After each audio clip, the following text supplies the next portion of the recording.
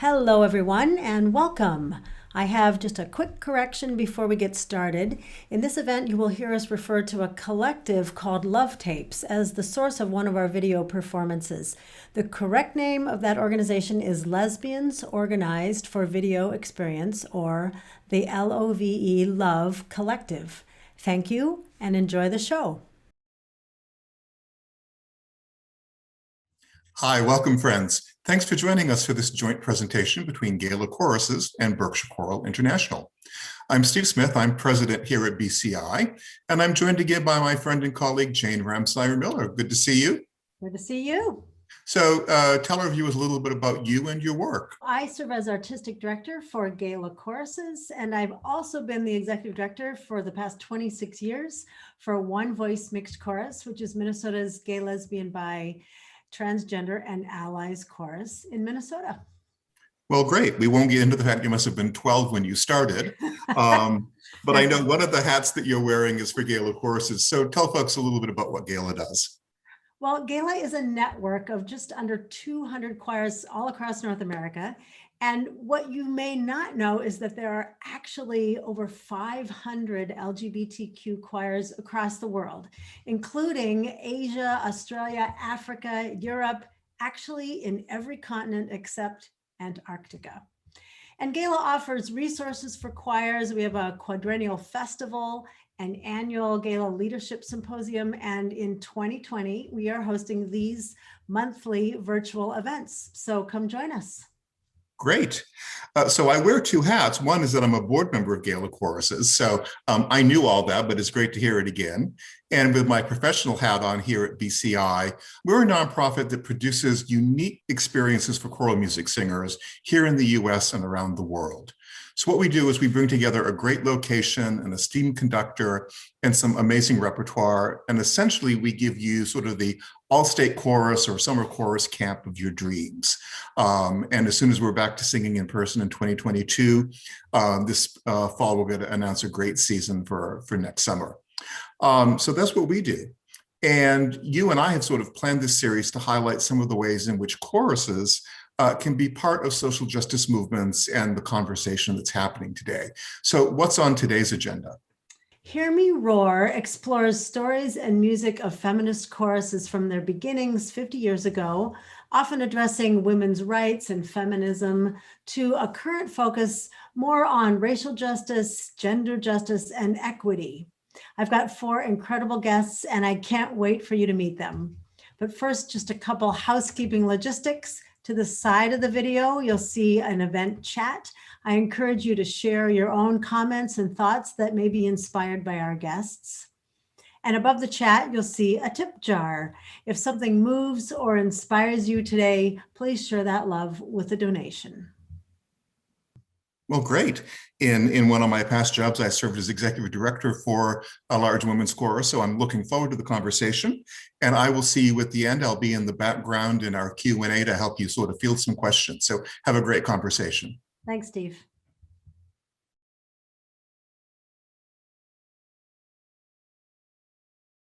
Welcome to Hear Me Roar. I am thrilled to have these amazing guests with us this evening, and I'm going to invite each of them to introduce themselves, starting with Catherine Roma.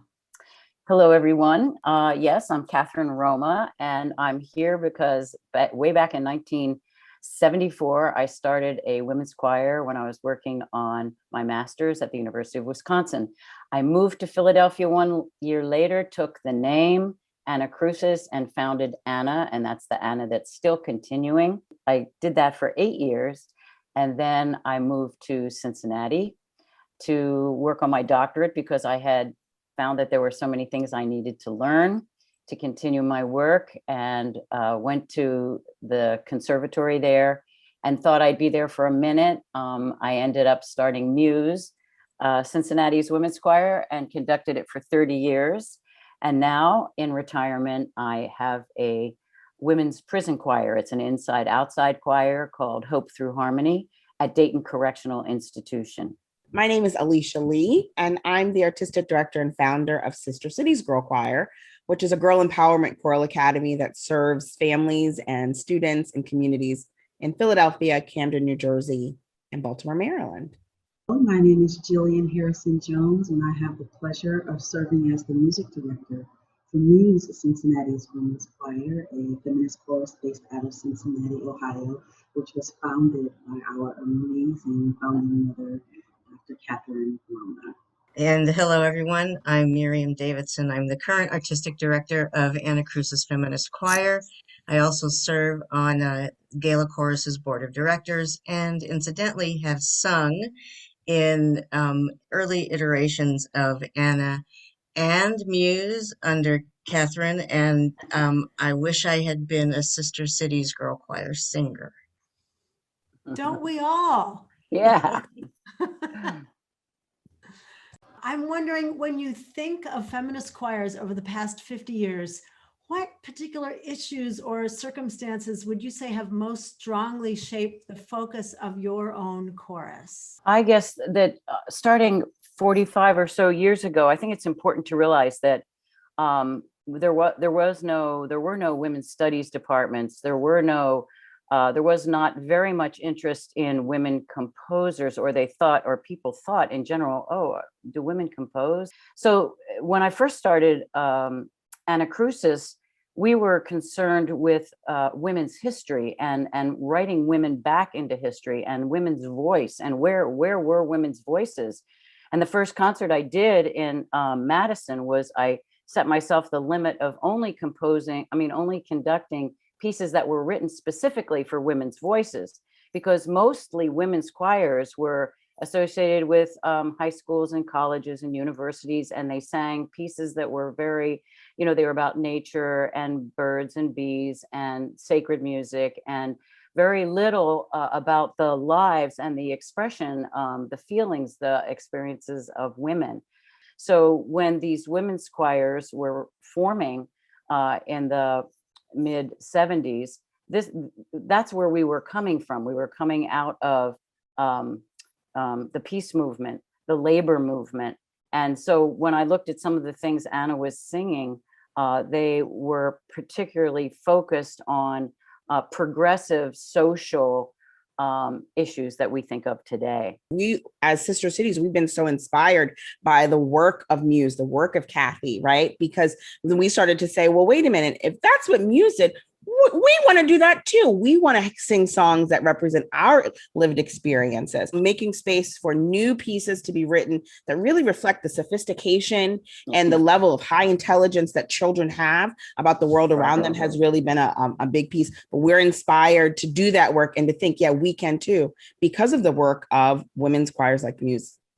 I'll jump in and say, without a doubt, certainly LGBTQIA rights, and certainly as that has evolved, has always been certainly the center of MUSE's fight for equality and social justice. But MUSE has always given priority, to other issues that plague other communities, including African American and Native American experiences in the fight against racism and white supremacy in America, as well as addressing issues of human trafficking in its various forms, Mother Earth, global warming, you name it. The objective is to tell everyone's story in some facet. Yeah. Transgender inclusion, gender issues for sure. Mm-hmm.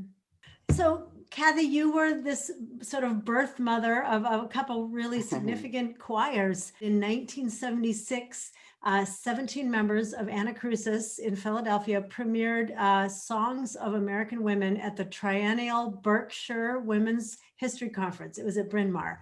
Yeah. So when your chorus showed up on that stage, how was Crusis different from the other women's choirs that might have been at that conference or just existed at that time? Well, there weren't any other women's choirs at the conference. The piece that we did was actually a series of skits that we did with the songs. And we first decided that we'd teach people what women were singing when the country was founded in the 17th century, or 17th century songs. And then we moved into what was the experience of women. So we started out with what are little girls made of? And then coming around to childbirth and other things. So that was women's experiences. And then the third was women gaining political power. So we sang about women getting the vote. We sang about Emma Goldman. We sang, about women that were, we didn't get further than about the 30s or the 40s. So it was really well received. And that actually kicked us into a lot of performances in New York and Connecticut and New Jersey, because women's studies departments were starting, and they wanted to, something different than a lecture. And so we came and we did these pieces. It was very powerful. Because it was about women's history and what women sang and what was their experience over a 300-year period. I was the person that sang in those women's choirs, the high school choirs, the college choirs. And well, I didn't know Kathy yet. When I was introduced to her and to Anna, it was mind blowing. It's like not only the music that we were singing, but the community of people that were singing it. So it was huge. It was huge.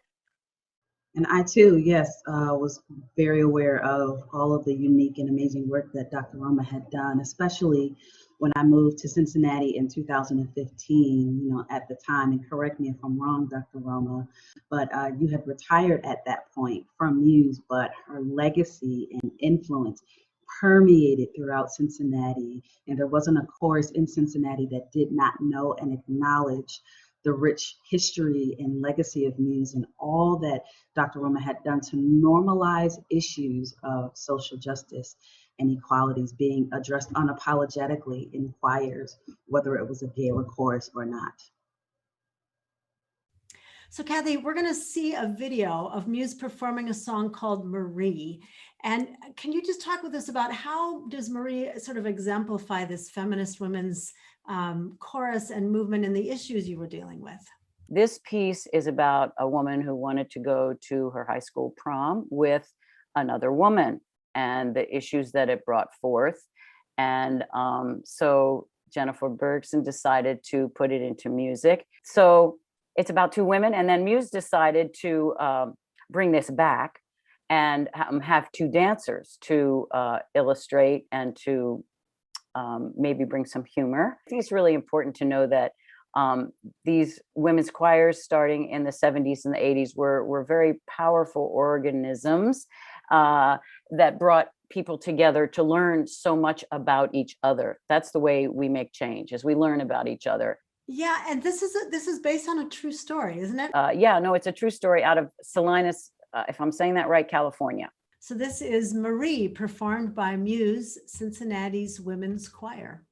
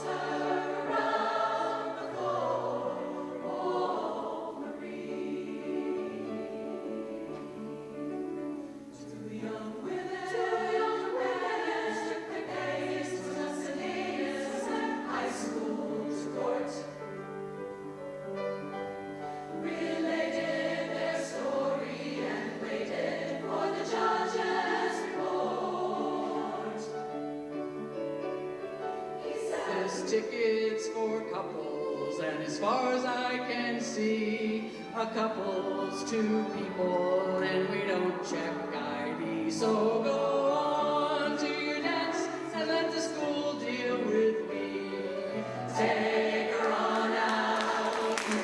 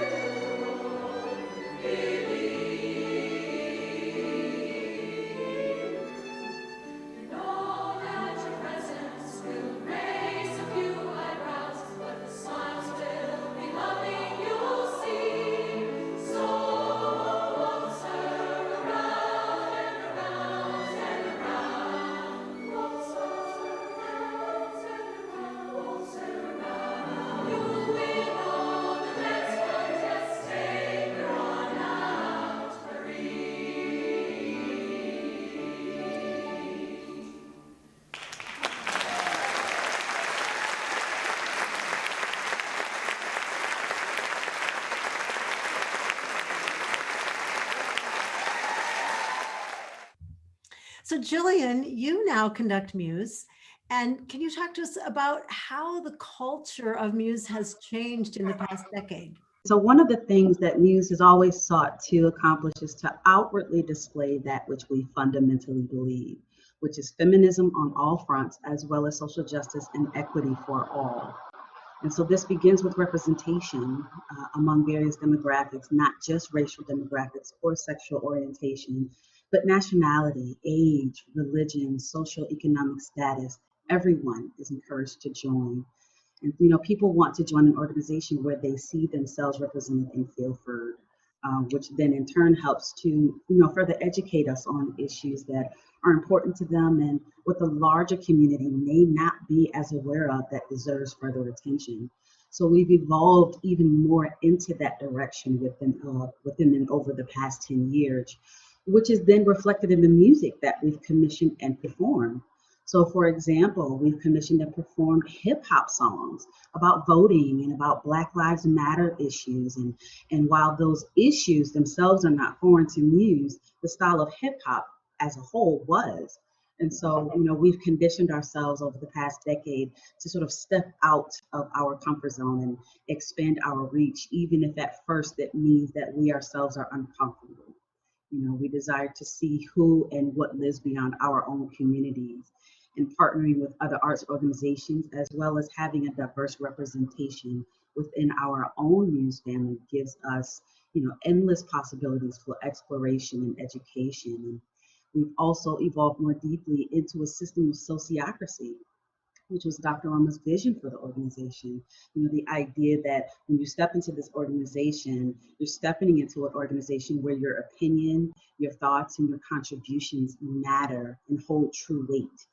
So instead of having a governing body where a hierarchy decides what's best for the organization, we have persons in place, to always lead the conversations and to help steer the forward movement of MUSE and the communities that we serve. But this does not happen without consent and input from every single singing member of MUSE.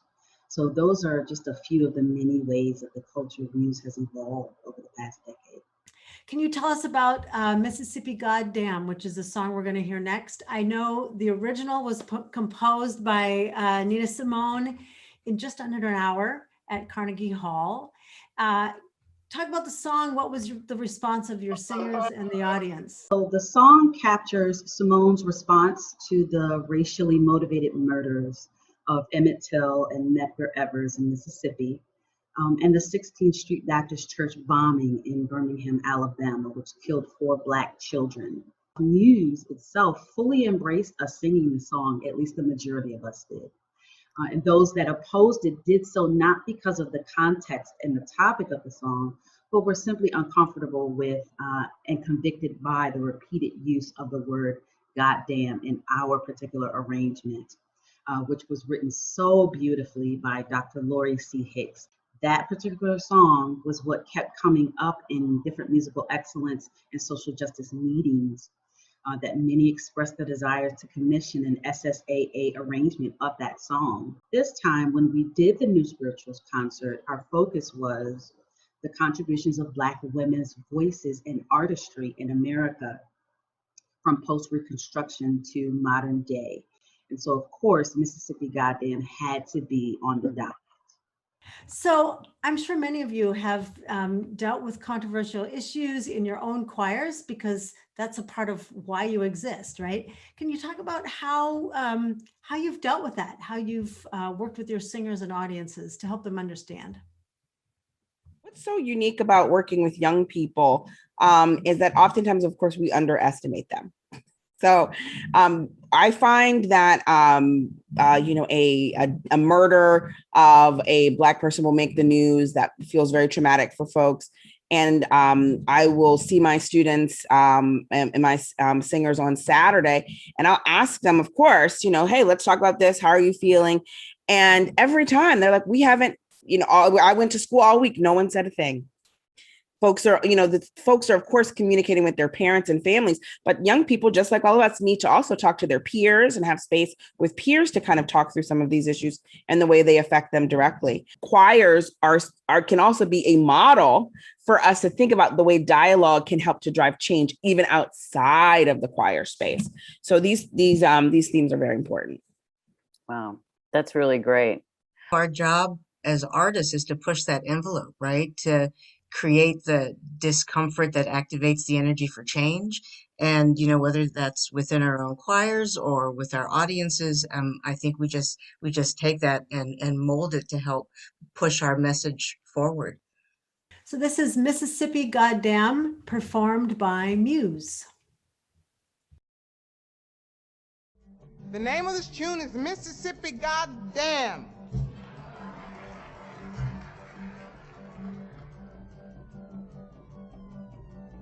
And I mean every word of it.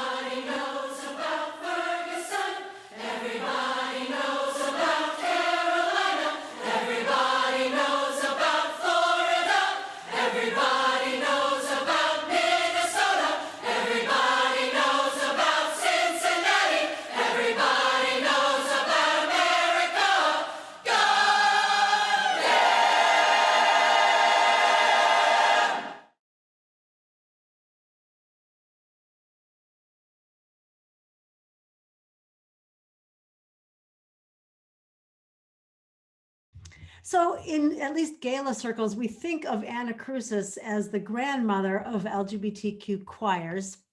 But in the past year, I discovered that there was a chorus that is a few years older than Anna Crusis.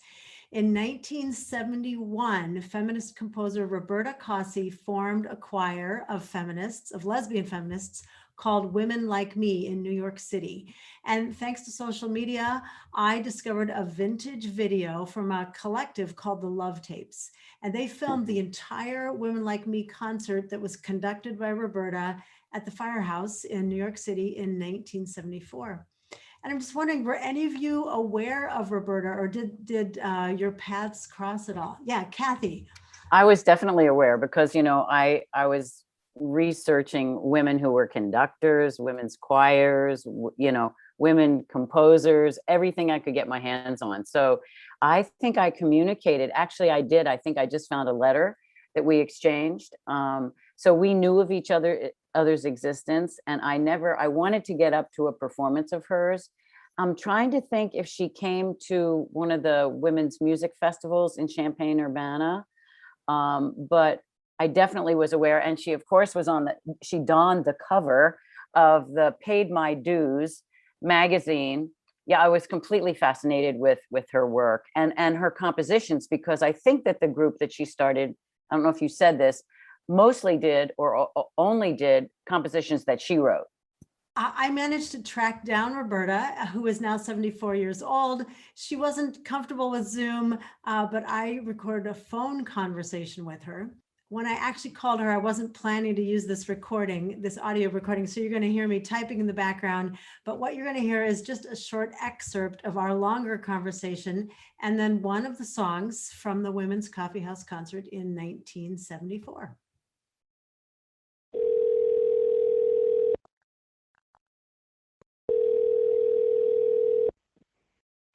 Hi, this is Roberta Cossi. Hey, Roberta, how are you? Hi. Okay.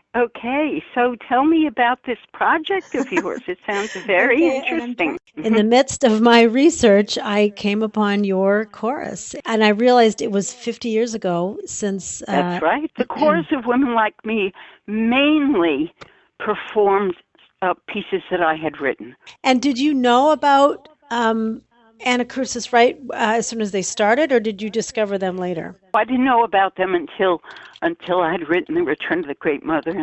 And in 71, when you started this, did you consider this a feminist choir? What was your motivation? Yeah.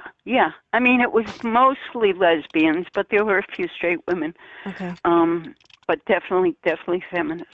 I have a video recording of choir singing. It was the Women's Coffee House. Okay. Which was in the village, in the city. So it's just one of our concerts, that we gave, So amazing that somebody caught that on film, that on film. I know. When I saw it, I went, oh my God. Yeah. So it sounds like my chorus was one of the earliest, I guess. Okay, as far as I can tell, your chorus was the first. Okay. Okay. I was thinking of playing the Women Like Me song, but is there anything else in that concert that you feel like really sort of illustrates that choir very well? Yes. There's a song called Do You See? That's kind of a powerful statement about homophobia. It packs a punch. And you know what else I'll share with you that's very interesting? We had no idea we were making history. We were just going along, being who we were, and just, a bunch of people who were friends getting together. And it wasn't like we said, we're going to do this monumental thing. But it kind of turned out to be something pretty important, I think. Yeah. Are you in the video? Are you the person with kind of the big afro directing? Okay. Yes. That's great. Yeah, and I'm the one who is explaining some of the things in the song, also playing clarinet, guitar, and piano. The last song that we're going to do is called Do You See? And the words were also written by Barbara Tower. It's kind of hard to explain what it's about. It's It's kind of about alienation and fear of one another and distrust of one another, and particularly from an aspect of being gay and all the shit that's laid upon us from everybody.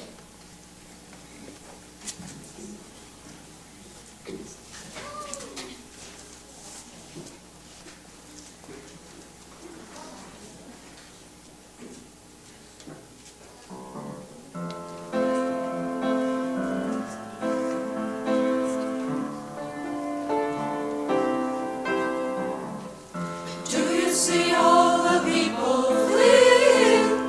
Do you see the people turn away? Do you see them turn away? Do you see all the people flee? Do you read the fear in their faces? Do you read the hatred there? Do you read the hatred there? And do you read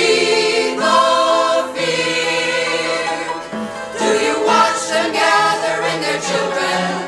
Do you watch them gather in their young? Do you watch them gather in their children? Do you watch them gather in? Do you hear the silence of the people? Do you hear the words they do not speak? Do you hear the words they do not speak? Do you hear the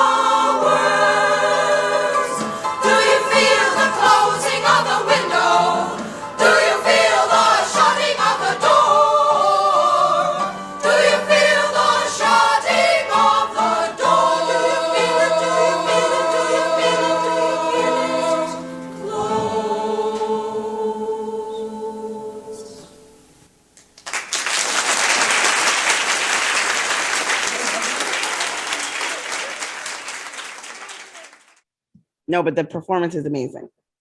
Yeah. It was, and I as I was watching, I thought I could see early Anna. I could see all those early women's choirs with their faces and what they talked about and the energy with which they talked about it and the singing stance and the composure and the we are here. It's just it felt global in that sense to me.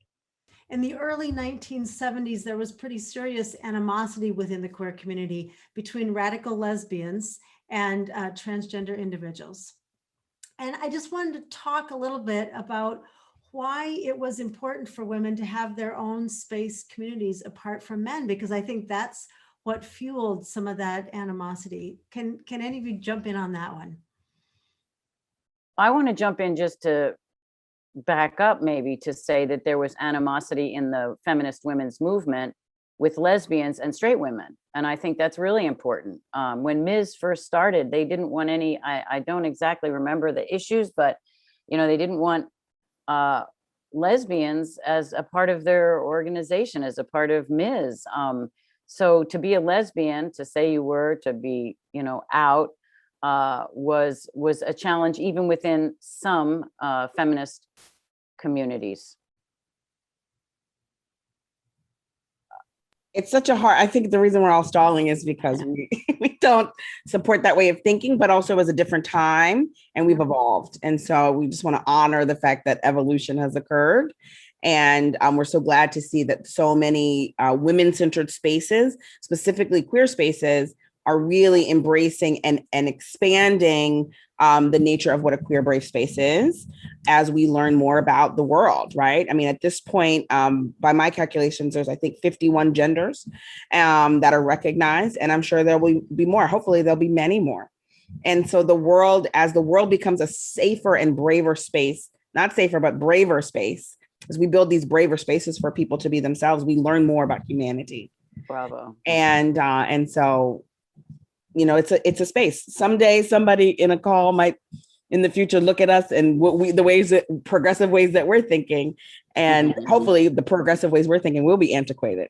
So, and that they'll give us that benefit of the doubt that we were, trying our best and trying to be expansive and make space for people, but we will fall short. That's for certain. Yeah. You know, I Absolutely. think as many women's choirs, well, women, right, are trying to figure out who is a part of those choirs and how they're expanding. I've had similar conversations with conductors of boy choirs, that for boy choirs, that's been a really important community. It's maybe not easy to sing as a young boy because you're ridiculed. It's not a cool thing. And it's been a really important cultural thing for boy choirs to exist. But also it's a lot of that is rooted, and we're not using the term homophobia anymore, right? We're saying now homo hostile, right? A lot of that is rooted in hostility towards gay people, right? This idea of feminism and boys and singing as a feminine activity. So it's really important that we just kind of dismantle all of those things, Right. instead of Exactly. digging down deeper into them. You know, gender is a social construct; it doesn't matter. And young people actually are so much farther ahead than us as the older leaders, and understanding the needs of and what it's like to create a space that's inclusive but still honors maybe the sisterhood or the brotherhood that we've had before. They really have a lot of the language to do this. And so I think we have to follow them and not lean when we find these places where that oppression is where we're a lot of our traditions are rooted in very dangerous ideologies. And so when we find that, it's a good time to be like, we're gonna pull this thing out and we're gonna remove it. And just knowing that can be painful. Our traditions are a part of us. So when we remove things from our bodies, that's painful. So, you know, there's still some more work to do that we have to do around looking at the ways that we can put people before traditions, right? We can be more people centric and just showing up and making spaces as brave and inclusive as they can be. And I think choirs are the folks that'll get there first. Yeah. Mm-hmm. Agreed. Miriam, your chorus has done some incredible work on this topic and on this journey. For our viewers, can you describe what the original name was and what you've transitioned to? Anna Crusis Women's Choir is now Anna Crusis Feminist Choir. Right.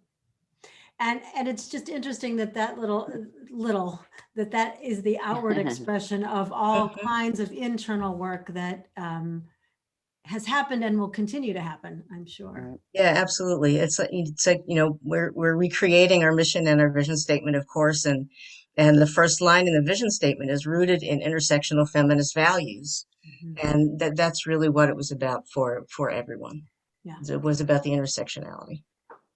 We started in earnest about 4 years ago, trying to talk about what it means to be truly inclusive, to create a belonging space for, well, specifically transgendered people.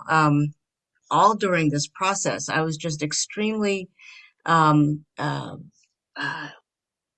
the right word? I was trying to hold precious Anna's legacy and where we came from, and our founding members, of which we still have a couple singing in the choir now. You know, we had singers that have been in Anna, not necessarily as out gender nonconforming or trans, but we became increasingly aware of the fact that there were people in our choir who were uncomfortable with our culture as it stood. And we became increasingly aware that there were people who supported the fact that our culture was not being supportive. And what did we need to do to make this a better and a safer space for everybody? And so that took us down this journey of culture change consultants and trans educators and panel discussions and weekend educational sessions and the committee meetings, just to try to tease out what were the specifics that we needed to develop and explore and educate and put into place in order for us to get to a place where everyone who was in the choir felt like they had support and were represented and were understood and heard. And I think that our name change, while I feel grief in losing the women in women's choir, I also understand that taking that final step and making that adjustment in terms of our name was like putting we are here directly here. We are supportive. We are firmly standing in our decision, and we know exactly what we're doing and how we're moving forward. Miriam, we're going to see a song called When I Was a Boy, performed by Anna Crusis. Can you describe to me what we're going to view? Sure. This is a piece by Evan Surrency, and it was actually commissioned by MUSE. Evan tells the story of his personal journey of his transition. When I Was a Boy was commissioned by MUSE, Cincinnati Women's Choir, in the spring of 2014. When I was first asked to write this piece, I had just begun my journey. I had been on hormone replacement therapy for only a few months, and it was a new world for me. And that being said, at the time I thought it would be an excellent idea to get other people's stories. And so I reached out to people I knew through social media and requested that people send me their stories, and I got a handful, but it really wasn't a lot to work with, and so I came to the conclusion that it just really had to come from here. And then one day I sat down, and the first line, which is incidentally the title as well of the piece, When I Was a Boy, came out, and it just grew from there. My intention with this piece is to inspire thought of those who are comfortable in their own bodies, to think about the discomfort that some of us do live with every day, and more importantly, to inspire those who are on a journey or thinking about transitioning, to give them the power to have confidence and love for themselves. I'm Evan Surrency, and I am proud to present to you When I Was a Boy, performed by MUSE, Cincinnati's Women's Choir.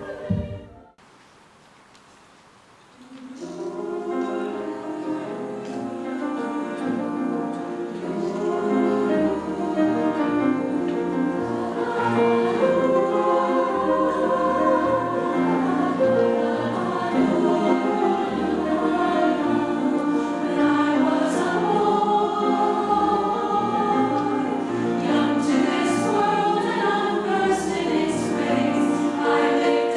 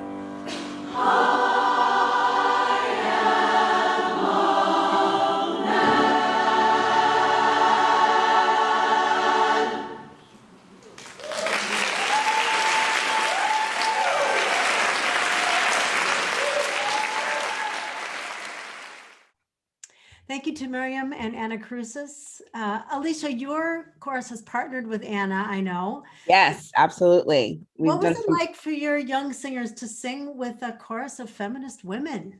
Yeah, well, we were so thrilled, to work with Anna. Anna and Miriam, they are very generous in their collaborative spirit. And so they came and rehearsed with our girls. We chose repertoire together, and it was very collaborative in nature. And it was great for Sister Cities Girls to think about this. Anna is a choir of women who sing because they love it.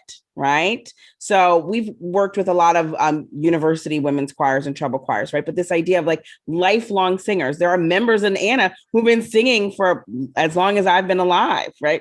In choirs who've made it a life vocation almost. And so that was very powerful for them to think about ways that from a social space, that choir could be a part of their life forever. And so that was really lovely. And how is your choir different or not from these other choirs?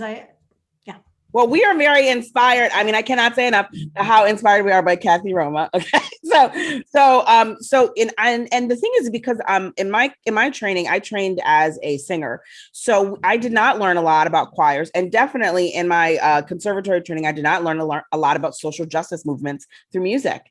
So I picked up all of that education as a Sistema fellow while I was at New England Conservatory in 2012. That's where I learned about Anna Crusis and Miriam and Kathy and MUSE and the women's choir movement. I was able to contextualize what I already knew just because I'm a Black woman. Of course, I knew Sweet Honey and the Rock, and my mother had taken me to see them perform many times throughout my childhood, but I was able to contextualize that in a whole new space, right? So that knowledge, it wasn't a part of what I learned as a part of growing up, but it all made sense when once I was able to dig into that information. So that when I was founding Sister Cities, right, that model of centering a social justice framework within a musical space was not something that I invented. It was something that existed and had really been explored and cultivated and elevated in the women's choir movement. So we were really rooted in all that Anna and MUSE have to share with us as a world. And for Sister Cities, what we've started to do in 2017 was we wanted to really elevate our social change mission. And so we created an art strategy goal that by 2024, 50% of all of our repertoire will be original works. Now, this year, because we're overachievers, we met our goal early.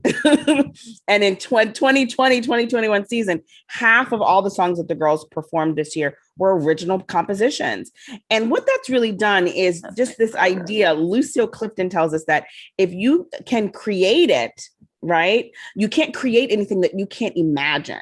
And so this idea of really investing in the critical and creative orientations of young people as a tool for social justice and the dismantling of oppressive systems and is our key to liberation. I am sure of it. But this idea has really taken us to new places in terms of getting to know our students, for them to get to know each other, and their understanding of the key, that they have the keys to unlock the world. And the next song we're going to hear is called Blurry Vision. How did this come to be?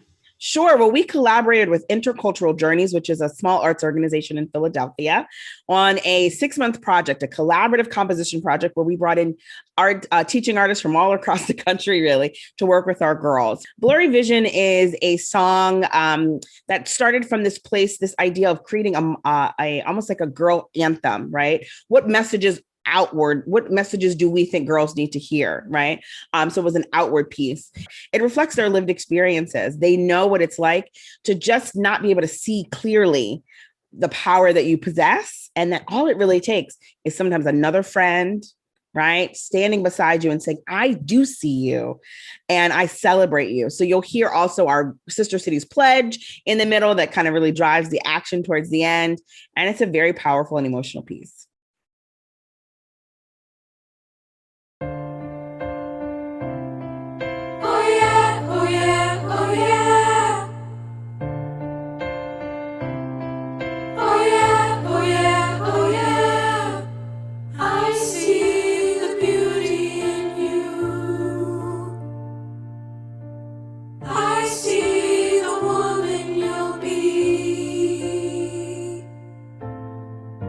She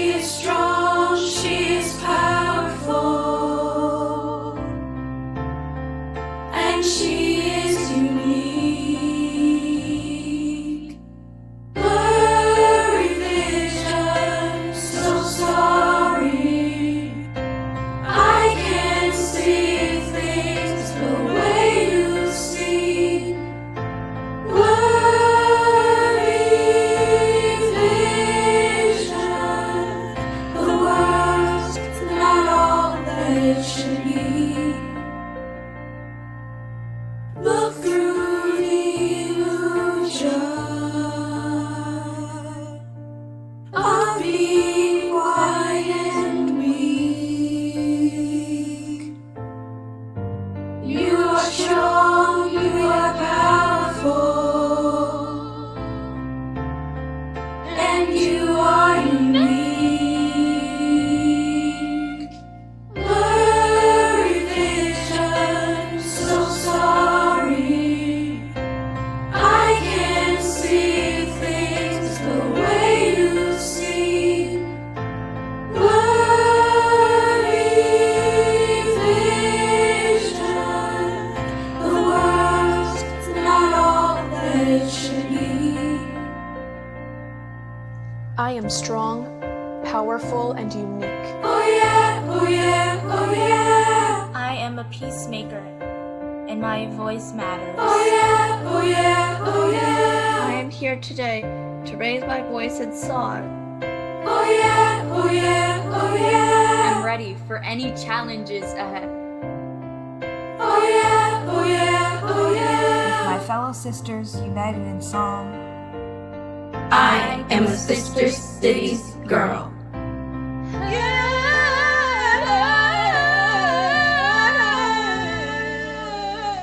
Blurry vision, so sorry. I can't see things the way you see. Blurry vision, the world's not all that it should be.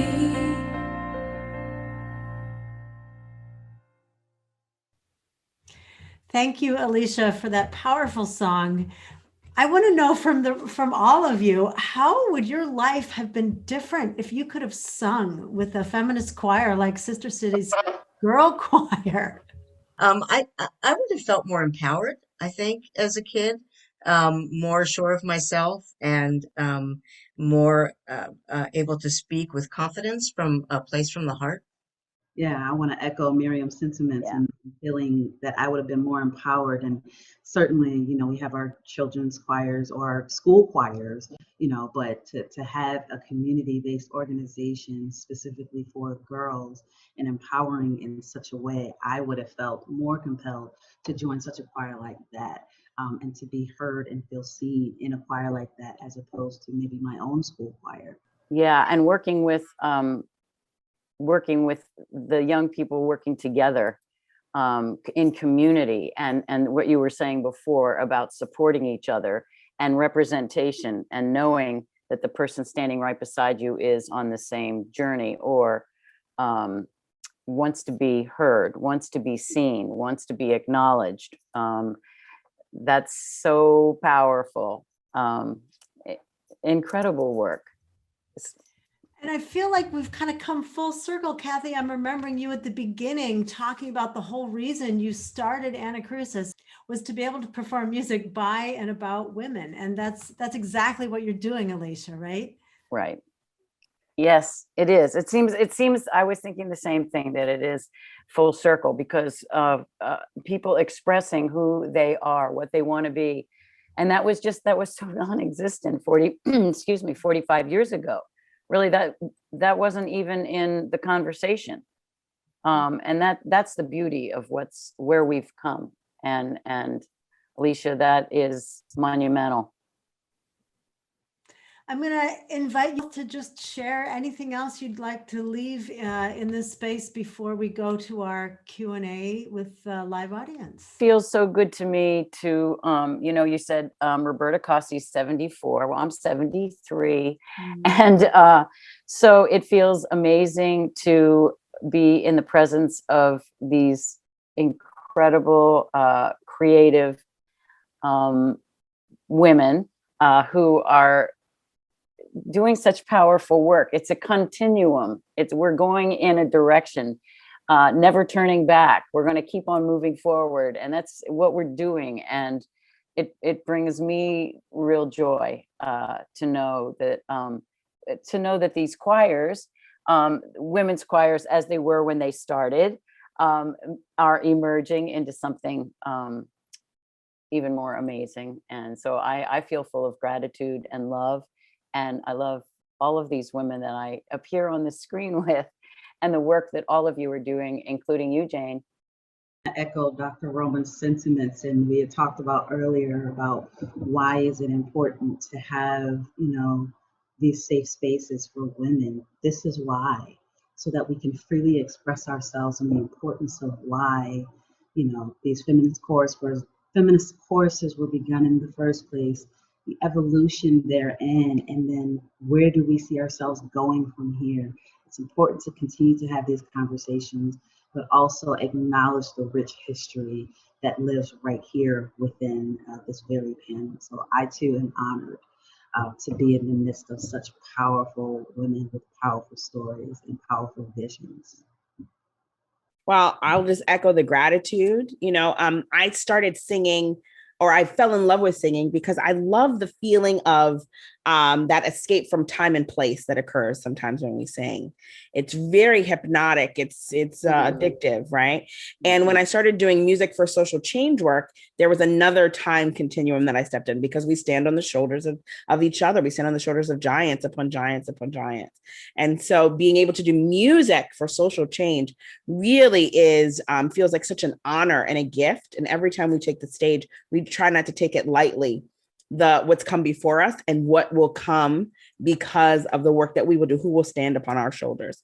And so I'm just honored to be in this work with all of you, and encourage folks to continue to support social change through music making, and and to remember that choirs are a model for a new world. There's so much we can learn from the structure of choir about voices and listening and power dynamics. There's so much we can learn from musical communities about how the world can be better. So let's all join together and make that happen. A huge thank you again to our guests for this incredible conversation. If you are moved by the stories or music, please offer your support with a tip jar donation before you leave today. And now you can follow the Zoom link for a live Q&A with Jillian, Alysia, Miriam, and Kathy.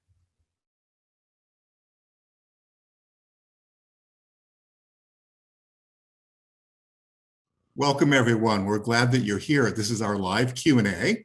I'm Steve Smith, president of Berkshire Choral International, co-hosting this conversation with Gala Choruses. And I just want to, again, thank the panelists and Jane for such a great conversation. So we're going to welcome your questions now. Our team in the background is going to be relaying your questions to Jane, and she's going to be sort of grouping them, so you may not see your question right away, but we will try to get to everyone. And just letting you know, because of technology, there's a 15 or 20-second delay between what you see and what we hear.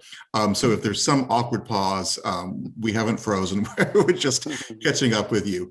But again, thrilled to have you here. And Jane, I'm going to turn it over to you in the panel. I'm going to be in the background here. Great. It is so fun to be live with you here and in this event. And I'm going to start out really going back to a comment that Miriam made about activating the comfort that inspires change. So I just want to invite each of you, can you share a moment where you activated that kind of discomfort and created change through your choral work? Well, I'll go first. Right. So back in 2018, which was within my first year beginning with MUSE, we had done or rather commissioned a piece by Siri Imani and Aziza Love of a Cincinnati-based group called Tribe. And we commissioned them to write a piece based on their experience as African-American lesbian women, who also live in disadvantaged neighborhoods and things of that nature, talk about their experience, especially with police brutality and things of that nature. And so they entitled the piece, "If I Die, Don't Cry, Start a Fire." And it talks about Siri's experiences. It's very raw and sort of in your face blunt experience about what it's like to be a Black woman living in the hood, having family members and friends and things of that nature killed, you know, their lives shortly taken away from them. And so there's a line within the piece that she talks about, burn that shit down.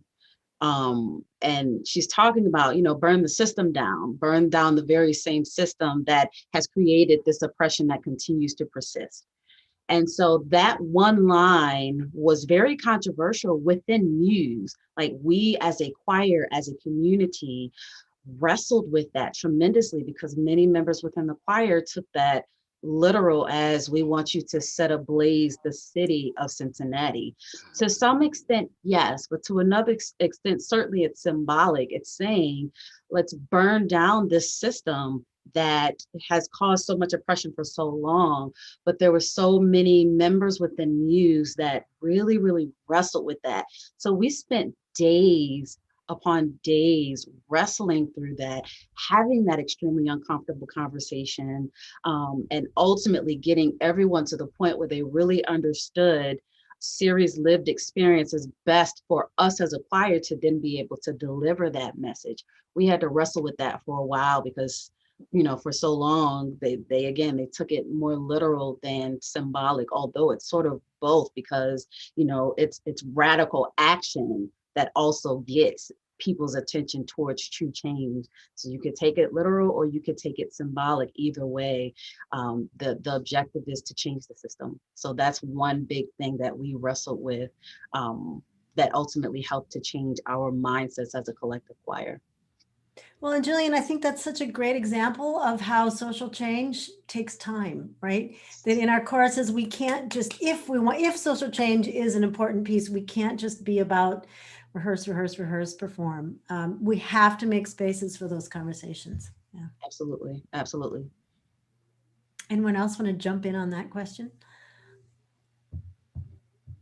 I'm thinking about ways that I've made people uncomfortable, and I would say probably every time, right? I'm always showing up. You know, the choir world has been very male dominated, very primarily white institutions, and so I'm showing up as a Black woman and as a queer woman, and I'm showing up with a different perspective, and so I'm often showing up with ideas that are different from other ideas. But one thing that I've tried to do is really try to lead and show. So if I have a big idea, for instance, you know, this idea about the creative process being a central element of an educational experience, I'm happy to say it once and then do it and just get to work and try it out, right? And so I find that that really helps when it comes to change, when we as leaders are willing to say, I'm down in the trenches, elbow to elbow, greased up. I don't know what the metaphor is, but we are down doing the work. And these leaders that are here today, they are also, they are leaders that do the thing, not just tell people, you know, not just illuminate the way, but show and tell. And so, you know, for us at Sister Cities, when we're thinking about the creative process work, this summer, we're going to be debuting a platform where other youth choirs can leave a song, pick up a song, right? Can leave a song that's been collaboratively composed by their choir for another youth choir anywhere in the world to pick up and perform, and promise then to lead some feedback for that choir. So just that idea of not just doing the thing, sharing it widely. We try to share as much when we encounter something where we've made a change. We try to document it and share it as much as possible, and be open to having conversations about it. But then also just always thinking, okay, well, what's the next step? How can we lead by example? And I think that's what makes a real change-making organization, is when you just see people maybe saying the theory once or twice, but then they just start sweating, doing the work. So all of you at some point in this interview talked about working collaboratively. Can you say a little bit for choirs that don't necessarily have a collaborative process, how can more traditional choirs integrate some of those practices into decision making, into rehearsal process?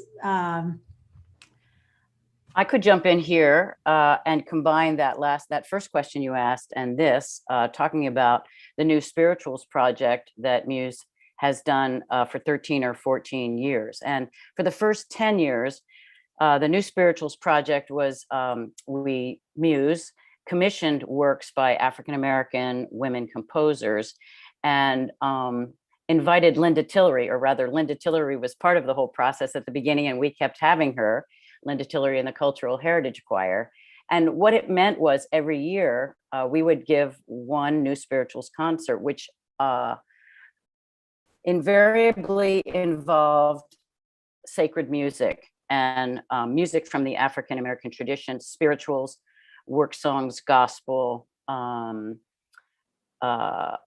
ring shouts, all different kinds of genres were involved. And so I think that women's choirs have had a tendency to shy away from sacred music and the conversations that happened around the confluence of religion and race during this time period, and probably still continuing, I don't know, have been really important and led to discussions, led to anti-racism workshops, and it has moved the choir forward because we had to have discussions about singing music from the African-American tradition and from the sacred African-American tradition, which means that we're singing about Jesus and God, and it's been a challenge, although it has broadened our audience incredibly. And so collaborating, I think it's absolutely so important to collaborate, because in a situation, a conductor needs to step aside and bring a person who is from the tradition that you might be wanting to study and perform, and you have to do your homework, and inviting somebody from the outside is a really wonderful way to make that happen. So pass it on. Mm-hmm. And Kathy, maybe I'll just add to that to say, I think this is true, that the reason it's difficult, or it can be painful for lesbian women to do Christian music because of their own experience and trauma in Christian settings. And I think we need to just name that, because it may not be clear to everyone here. Yeah, no, thank you. Thank you for saying that. And that's absolutely the truth.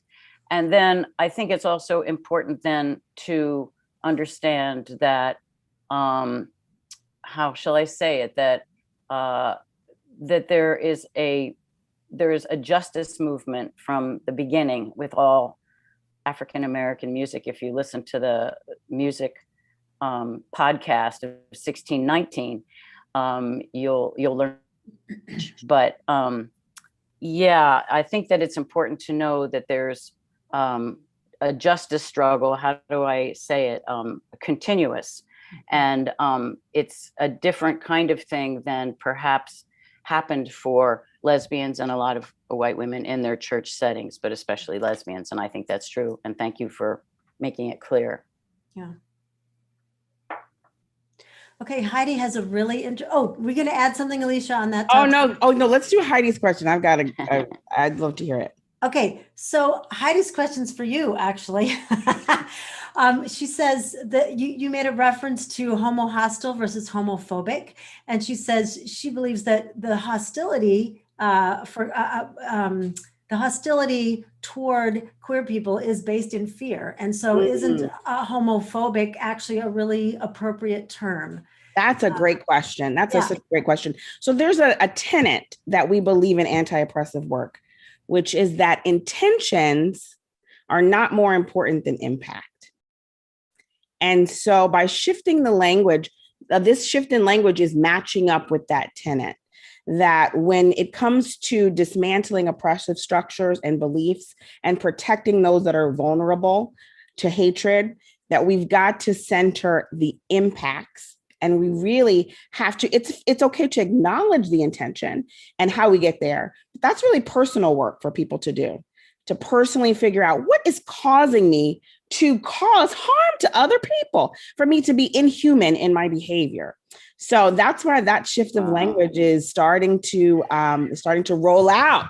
You know, the kids teach us everything, really. Absolutely. That's it. Okay. So, but that's what that language shift is all about. Thank you for asking, Heidi. Yeah, that's a great question. Claudia is asking, she says, forgive my memory lapse. What's the name of the song about the transgender youth? That was When I Was a Boy, that Anna Crusis performed and commissioned. Is that right, Miriam? Commissioned that? MUSE actually commissioned it. Oh, MUSE commissioned it. Okay. Yeah. Claudia is wondering if it is available to purchase. I guess that would be up to the composer, and we can certainly get some contact information out. Yeah, absolutely. I'm sure it is. Yeah. So Claudia, maybe leave your name in the chat and we'll make sure to be in contact with you. And someone is asking, we've talked about gender identity as a current topic, very relevant right now. Thinking about the future, what are some other issues that women's choruses may be able to shape or impact?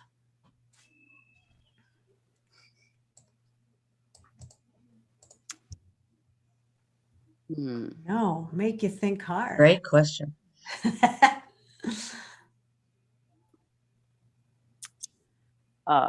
Incarceration, mass incarceration as a subject, and into prisons to perform, because it changes you from the minute you walk in the door, to realize how free you are and how unfree the people inside are, and then running the gauntlet of going through the guards. I think it's just, and there are pieces being written. I think, Jillian, you could speak to setting the text of Roxanne Buck.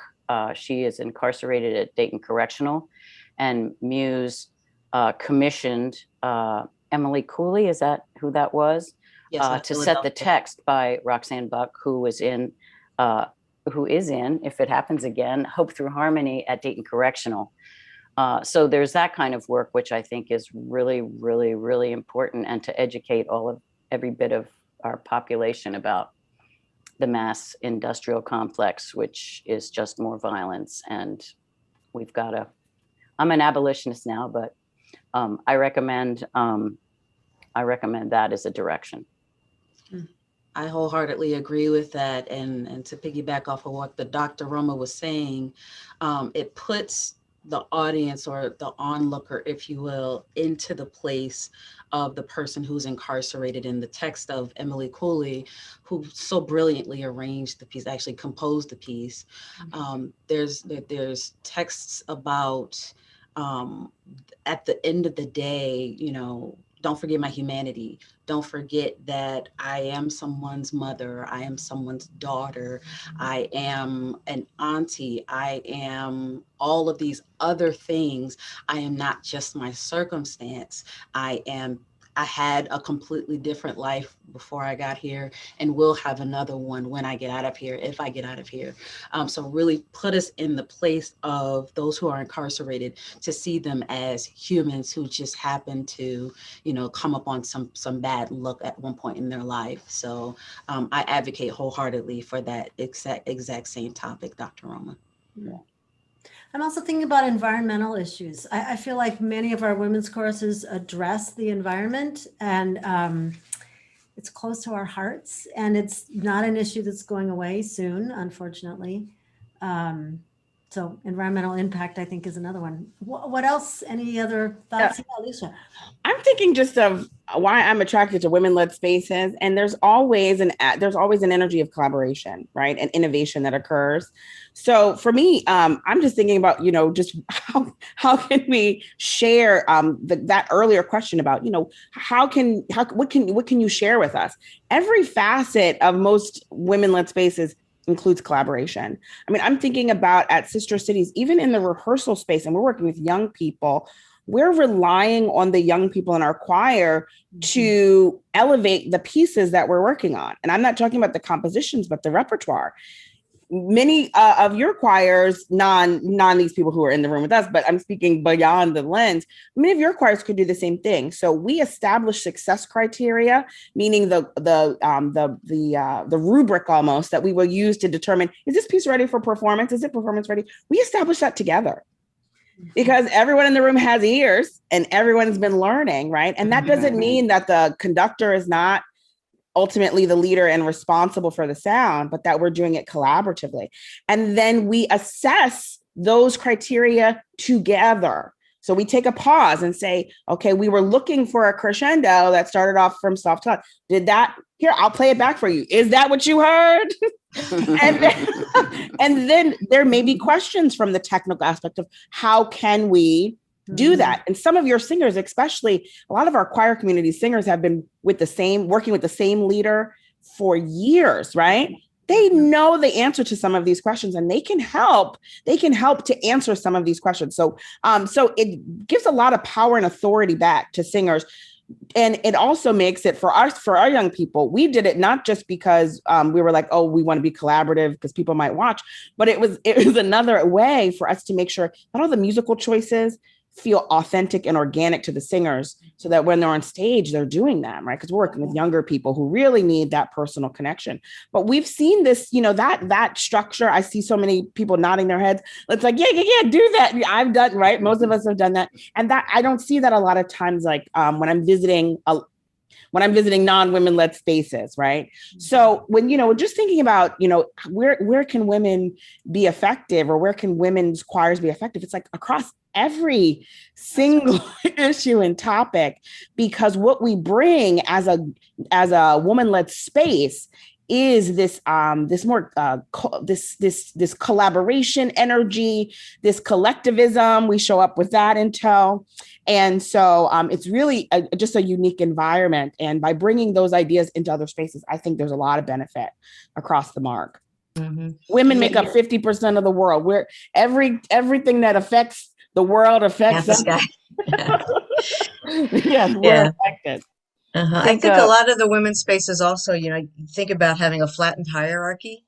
It's like you don't think top down, you think across. And that way everybody feels included, everybody has a voice, everybody feels like what they have to say is just as important and is listened to just as hard. And that makes a huge difference. Absolutely. Yeah. I'd also say I know that MUSE and other women's choirs have focused on violence and gun violence. And there's a woman who has created a piece called Take the Torch and Run. And right now we're trying to get Emma Gonzalez to do the opening. The words are actually her words, and we're trying actually to get her here. And so that's another collaboration that you can make happen. You just have to let your imagination fly and think about the subjects and the topics you're working on, and then ideas come. And I think what everybody is saying about collaborative working and consensus decision making and everybody's voice mattering is the results that you get are completely fabulous, really. It's so fascinating too, as we learn more about the real history that really occurred. We keep learning that every social justice movement that was about freedom and liberation, there were groups of women leaders at the core, really leading a lot of that work, doing a lot of the work, right? And so as we learn that, I think we'll start to learn and value women's leadership and women's voices more and more, and start to see we're not new to this. We are true to this. This is how we know how to be. We are leaders. And so I would encourage people to keep digging out that history and bringing that to light. That seems like another important piece. Yeah.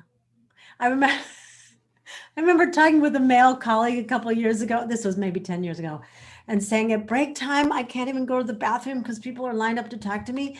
And he said, oh, that never happens to me. And I thought, right.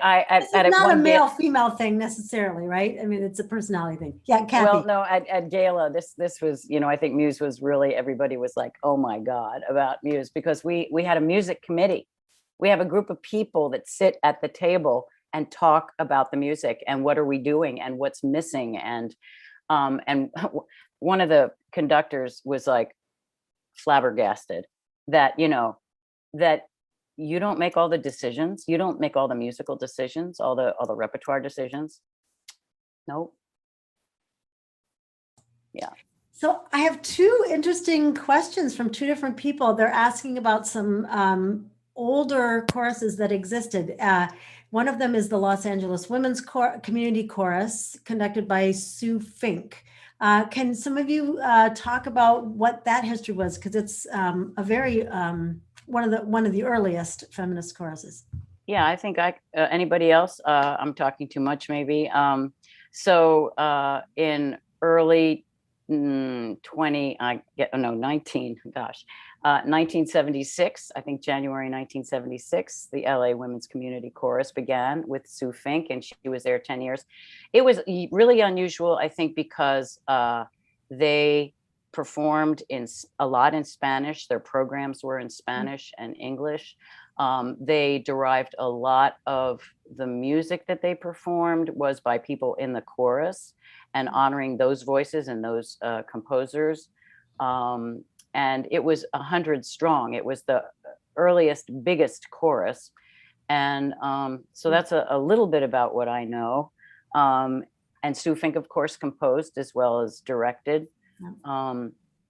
Yeah, so anybody else? Miriam. I'm kind of a baby in terms of knowing the history and stuff. But Sue is definitely somebody who has been in the forefront of my mind for a while. We've sung a couple of her things and a couple of her arrangements. I think it's funny to think that where do old lesbian folk singers go? They start directing women's choirs. It's like, so yeah. So which I think is a really interesting kind of transition. But yeah, Sue was a solo performer, and she was always incredibly engaging and very funny, and would engage the audience in the most amazing ways. And so that was part of the performances, I think, of the LA Women's Community Chorus. They were really out front, and Sue Fink is one talented woman, and of course directing now the Los Angeles Angel Chorale, Angel City Chorale, and doing amazing work. So yeah. So I need to give a shout out to Frank, because Frank Facebook messaged me, oh boy, a year and a half, 2 years ago maybe, and said, have you ever heard of Women Like Me? And he was the one that put me in touch with the video clip that we saw.